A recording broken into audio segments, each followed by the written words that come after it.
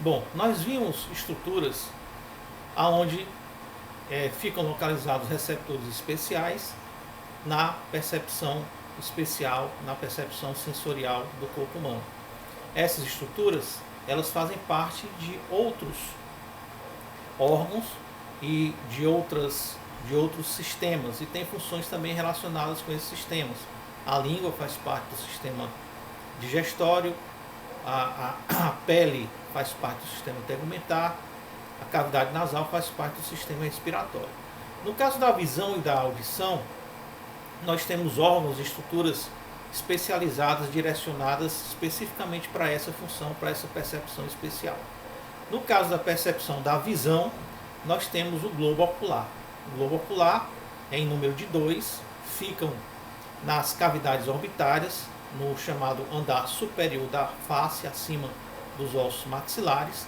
Eles têm um aspecto mais ou menos esférico e são formados por 3 camadas principais. A gente pode observar que essa camada branca, mais externa, é chamada de esclera.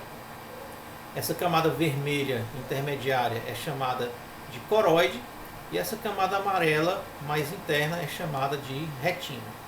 A esclera é a camada que dá a forma do globo ocular, ou a conformação do globo ocular.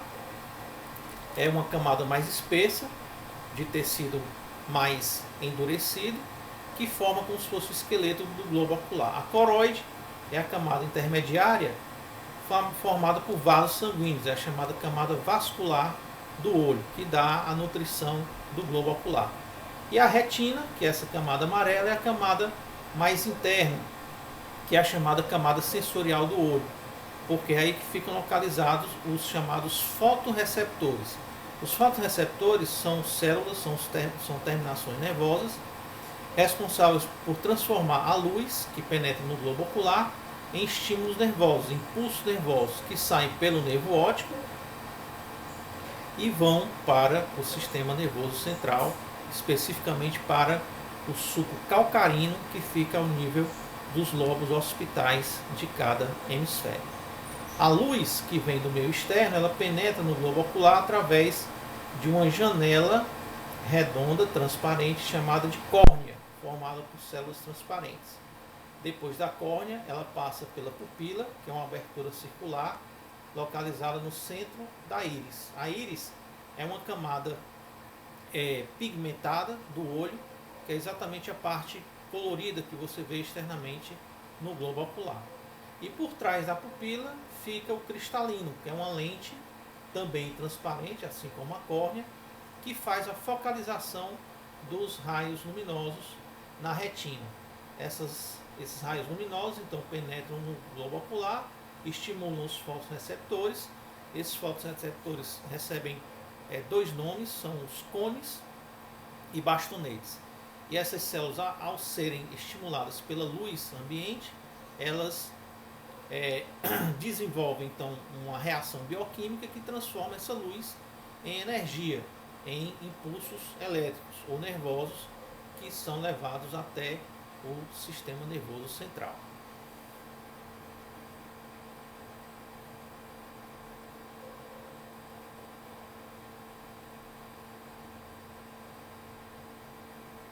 Se a gente observar o olho por fora, ele tem esse aspecto. Essa parte branca corresponde exatamente à esclera. Essa parte redonda colorida é a íris. E na frente da íris fica a córnea, que a gente não observa diretamente porque ela é transparente.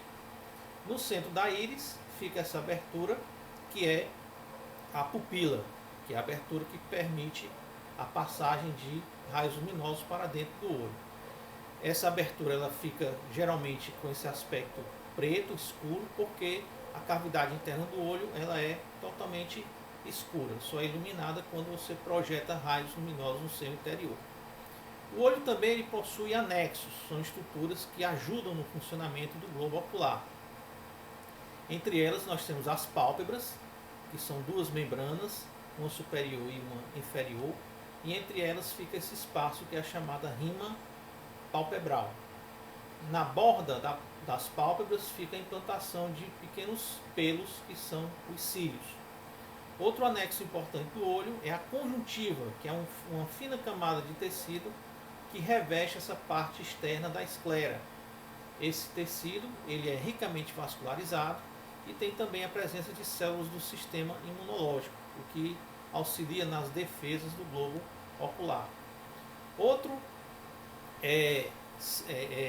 estrutura anexa importante do globo ocular é o aparelho lacrimal, formado pela glândula lacrimal, que fica aqui superiormente, e pelos canais lacrimais que ficam na parte medial entre o olho e o nariz. As glândulas lacrimais ficam na parte superior externa, abaixo da pele, e tem pequenos canais que se abrem para dentro, para a parte externa do globo ocular. A lágrima, que é produzida pelas glândulas lacrimais, ela vai lavar o globo ocular externamente, servindo tanto para proteção mecânica, como também para proteção biológica.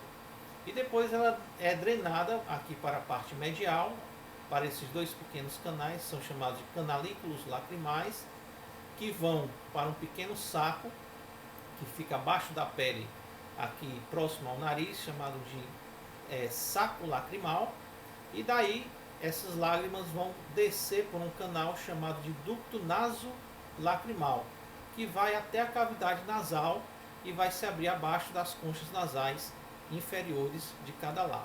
Dessa forma, a lágrima ela é constantemente produzida e drenada aqui para a cavidade nasal, aonde ela se dispersa com a movimentação do ar que passa dentro desse espaço.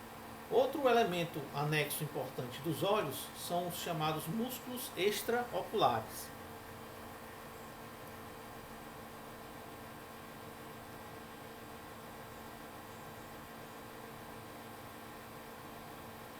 Os músculos extraoculares são um conjunto de 7 músculos que se fixam nos olhos e que fazem a movimentação ou o direcionamento do globo ocular quando você olha nas diversas direções. São 2 músculos retos, superior e inferior. Aliás, são 4 músculos retos, superior, inferior, lateral e medial.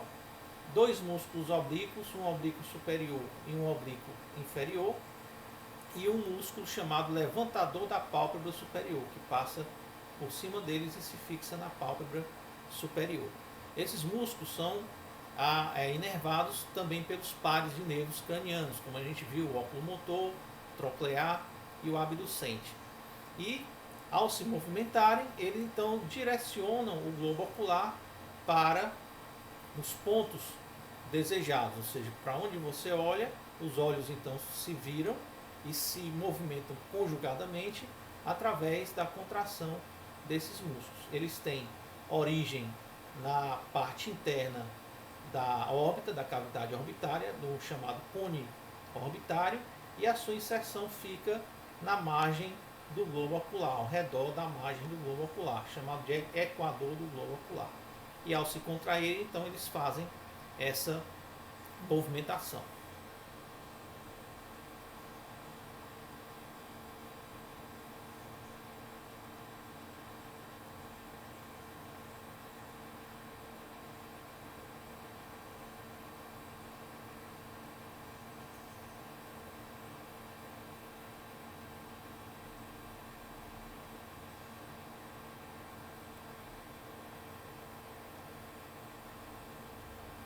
Bom, vamos para a percepção da audição. Na verdade, a audição ela é percebida junto com o equilíbrio, ou seja, o órgão receptor da audição, que é o ouvido, ele é responsável tanto pela percepção de sons, como também pela percepção do equilíbrio. O que é o equilíbrio? O equilíbrio é a sua capacidade de se situar espacialmente, tanto estática como dinamicamente. Ou seja, você mesmo de olhos fechados, você sabe se você está num plano reto ou inclinado, se você está parado ou em movimento. E essa percepção espacial é o que nós chamamos então de equilíbrio, que é feita pelo ouvido ou também pela orelha e depende também da força de gravidade, você depende também da força gravitacional para adquirir essa percepção. O ouvido ele é dividido em três partes. Antes eram chamados de ouvido, agora em uma nomenclatura mais moderna são chamados de orelha. Então antes você tinha o ouvido externo, ouvido médio e ouvido interno. Hoje em dia são chamados de orelha externa, orelha média e orelha interna. O ouvido externo é formado pelo pavilhão auditivo, que a gente chamava mais comumente de orelha, que é uma concha de tecido cartilaginoso revestido pela pele da face, da região lateral da face. Essa concha é totalmente irregular, formando sulcos e reentrâncias. E no centro dessa concha nós temos um orifício chamado de poro acústico externo, que se comunica então com um canal mais ou menos ondulado, de cerca de 3,5 centímetros, que é chamado de meato acústico externo.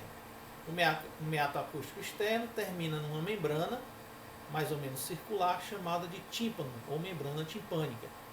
E o tímpano ele oclui uma cavidade chamada então de ouvido médio ou caixa timpânica. Então o ouvido externo é formado pela orelha, o pavilhão auditivo e pelo meato acústico externo. E o ouvido médio é a chamada caixa timpânica. Por trás do tímpano nós temos três pequenos ossículos interligados, são ossinhos microscópicos que recebem três nomes. O primeiro é chamado de martelo, o segundo é a bigorna e o terceiro é o estribo.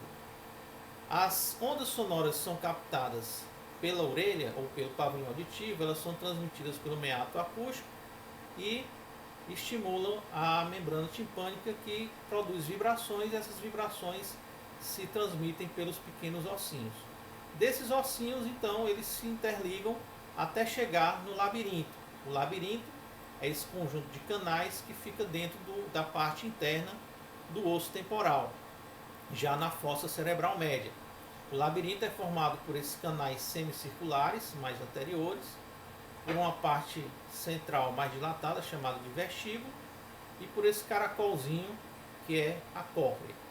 Dentro desses canais existem líquidos e as vibrações se propagam dentro desses líquidos, estimulando células localizadas nas suas paredes. Essas células, ao serem estimuladas por essas vibrações, produzem estímulos nervosos que saem por dois nervos, o nervo coclear e o nervo vestibular, que vão formar então o oitavo par craniano, que é o nervo vestíbulo coclear.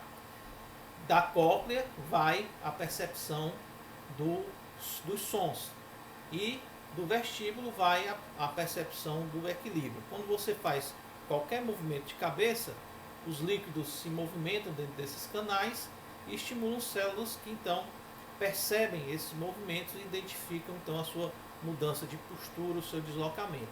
Enquanto que os sons que são transmitidos pelas vibrações do tímpano vão para a cóclea e fazem todas essas voltas, várias vezes de ida e de volta, e estimulam células no seu interior. Essas células são células ciliadas, elas têm pequenos cílios na sua superfície, que ao serem estimuladas produzem impulsos nervosos que saem pelo nervo coclear e levam então a interpretação dos sons para o sistema nervoso central.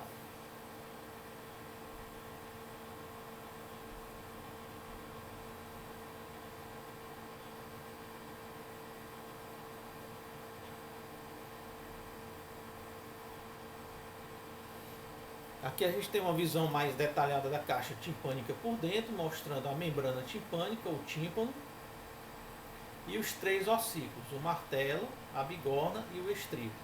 O martelo tem um cabo que se prende no tímpano, depois ele se articula com a bigorna, e a bigorna se articula com o estribo. O estribo tem uma pequena base que se prende a uma janela, chamada de janela oval, que se abre então para o labirinto, que é o ouvido interno. Então o ouvido externo é o pavilhão auditivo mais o meato acústico externo.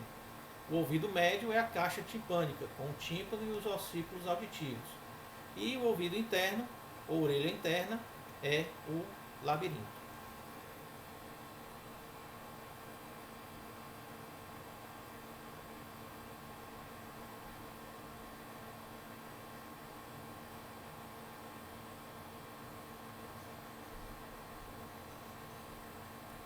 E o labirinto então tem esse aspecto, são canais localizados dentro do osso temporal que tem esse formato. A parte da cóclea tem esse aspecto semelhante a um caracol e os canais semicirculares são três dispostos assim perpendicularmente um em relação ao outro. No meio fica essa parte mais dilatada que é o vestíbulo e essa abertura que é a janela oval, que é onde se fixa a base do estribo. Então as vibrações que vêm do tímpano e dos ossículos se transmitem para a cóclea e vão percorrer o líquido que está presente no seu interior várias vezes de ida e de volta. Enquanto que o líquido que fica aqui estático na região dos canais semicirculares, ele se desloca quando você faz movimentos no corpo, dando então a percepção do equilíbrio.